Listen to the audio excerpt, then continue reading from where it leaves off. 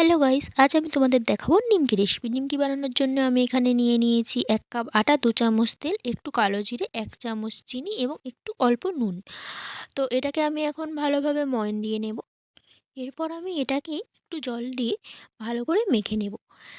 আ ভালো করে মাখার পরে দেখো ঠিক এইরকম একটা ডো তৈরি হবে এবং এর থেকে আমি লেচি কেটে নেব। নিয়ে এবারে যেইভাবে ঠিক রুটি পরোটা বেলে সেইভাবে আমি এটাকে বেলে নেব। একটু পাতলা রাখতে হবে, কিন্তু দেখতে হবে যেন বেলনার সাথে এটা লেগে না যায় কোনোভাবে। তো এটা বেলা কমপ্লিট হয়ে গেলে আমি এবার এটাকে নিমকি শেপে ছোট, ছোট নিমকি শেপে কেটে নেব। এবারে একটা কড়াইতে তেল ঢেলে তেলটাকে একটু গরম করে নিতে হবে। তারপর তেলের মধ্যে আমি এই নিমকিগুলোকে ছেড়ে দেব এবং গ্যাসের ফ্লেমটাকে একটু লো রেখে যতক্ষণ না একটু ব্রাউন কালার আসছে, লালচে কালারটা আসছে, আমি ততক্ষণ এটাকে ভেজে নেব। অবশ্যই ফ্লেমটাকে লো রাখতে হবে, না হলে ফ্লেম যদি হাই হয়ে যায় তো বাইরেটা হয়ে যাবে কিন্তু ভিতরে নরম থেকে যাবে। তো এইভাবে লো রেখে আমি এটাকে ভেজে নেব।